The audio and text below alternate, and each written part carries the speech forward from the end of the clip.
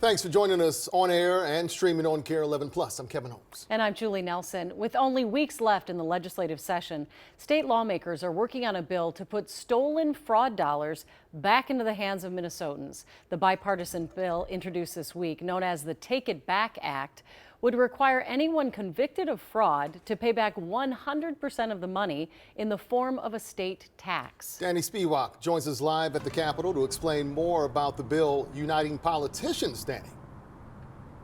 Yeah, this is an interesting one. You don't see this every day at the Capitol. You have some of the most conservative Republicans in the House and some of the most progressive Democrats and DFLers all signing on to the same bill. But there's still a number of questions about how this potential fraud tax would work and whether they have enough time to get it done throughout the rest of the legislative session. Republicans aren't known for supporting new taxes. In 19 years, I've never put my name on a tax increase bill. But Senator Steve Drazkowski and GOP Representative Patty Anderson have finally found a tax they like. Yep.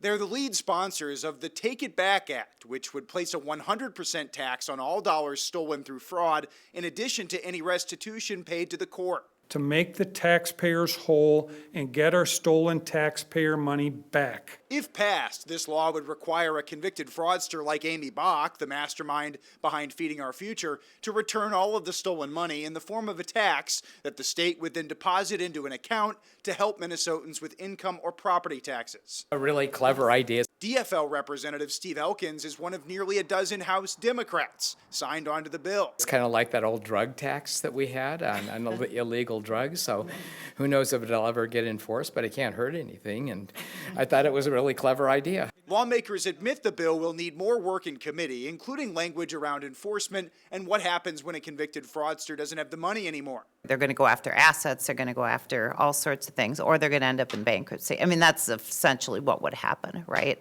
But that's okay. In the Senate, the bill also has the support of DFL Taxes Chair Ann Rest, though Majority Leader Erin Murphy says she's still reviewing the details. The legislature, all four chambers, working very hard on this issue. We understand that fraud is a problem.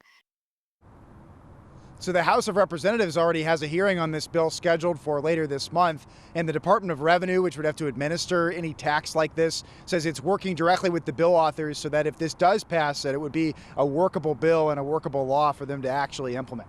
Back to you. I think people will just be happy to hear they're working on something to try to claw some of that money back. Thank you, Danny.